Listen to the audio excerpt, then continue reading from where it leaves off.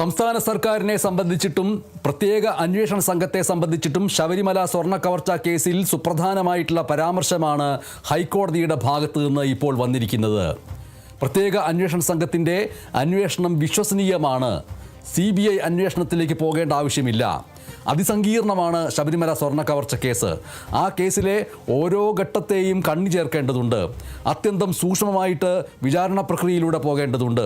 അതുകൊണ്ട് സ്വാഭാവികമായിട്ടിപ്പോൾ ജാമ്യം ലഭിച്ച് പുറത്തിറങ്ങപ്പെടുന്ന പ്രക്രിയയിൽ ആശങ്ക വേണ്ടതില്ല. അത് അതിസങ്കീർണമായിട്ടുള്ളൊരു കേസിൻ്റെ സ്വാഭാവികമായിട്ടുള്ള ഒന്നാണ്.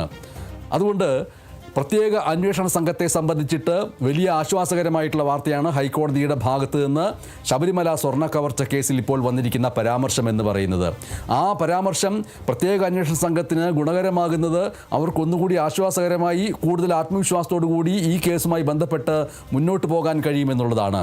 പ്രത്യേക അന്വേഷണ സംഘം ഈ വിഷയത്തിൽ ഈ അന്വേഷണ പ്രക്രിയയുടെ മുന്നോട്ട് പോക്കിനിടയിൽ ഒരു നിയമോപദേശം തേടി മുന്നോട്ട് പോകാമെന്ന് വിചാരിക്കുന്നതിനിടയിലാണ് ആ നിയമോപദേശത്തേക്കാൾ കൃത്യമായിട്ടുള്ള സന്ദേശം എന്നുള്ളതിലേക്ക് ഹൈക്കോടതിയുടെ ഭാഗത്ത് നിന്ന് ഈ ഒരു പരാമർശം വന്നിരിക്കുന്നത്.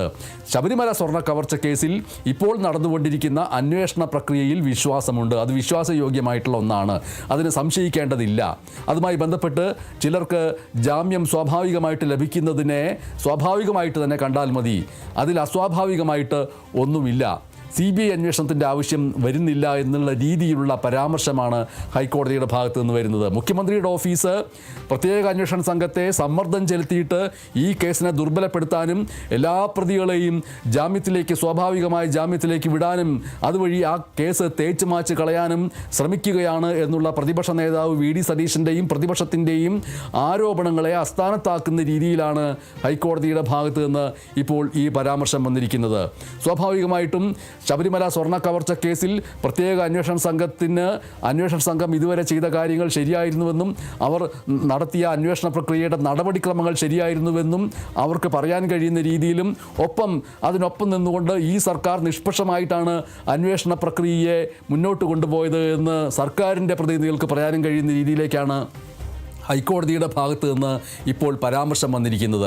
ആ പരാമർശത്തിലെ ഏറ്റവും പ്രധാനപ്പെട്ട സവിശേഷത എന്ന് പറയുന്നത് ഇത് വിശ്വസനീയമാണ്. SITയുടെ അന്വേഷണം വിശ്വസനീയമാണ് എന്നുള്ള പ്രയോഗമാണ്. ഒപ്പം CBI അന്വേഷണത്തിലേക്ക് പോകേണ്ട ഒരു ആവശ്യം വരുന്നില്ല എന്നുള്ളത് ഹൈക്കോടതിയുടെ ഭാഗത്ത് നിന്ന് വരുന്നു.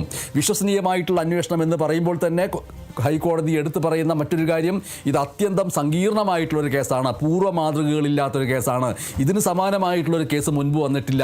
സ്വാഭാവികമായിട്ടും അതുമായി ബന്ധപ്പെട്ട റഫറൻസുകളിലേക്ക് അധികം പോകാൻ കഴിയില്ല. മുൻ ഉദാഹരണങ്ങളില്ല. അതുകൊണ്ട് നിലവിലെ കേസിലെ ഓരോ ഘട്ടത്തെയും കണ്ണു ചേർത്ത് കൊണ്ടുപോകേണ്ടതുണ്ട്. അങ്ങനെ കൊണ്ടുപോയി ഈ കേസ് അതിൻ്റെ അന്തിമഘട്ടത്തിലേക്ക് എത്തേണ്ടതുണ്ട്. അതിനിടയിൽ വരുന്ന കാര്യങ്ങളെല്ലാം അതിനെ അവിശ്വസനീയമായിട്ട് നോക്കേണ്ടതില്ല എന്ന് ഹൈക്കോടതിയുടെ പരാമർശം വരുമ്പോൾ അത് സംസ്ഥാന സർക്കാരിനെ സംബന്ധിച്ചിട്ടും പ്രത്യേക അന്വേഷണ സംഘത്തെ സംബന്ധിച്ചിട്ടും ഏറ്റവും ആശ്വാസകരമായിട്ടുള്ള ഒന്നായി മാറും എന്നതിൽ ഒരു സംശയവുമില്ല.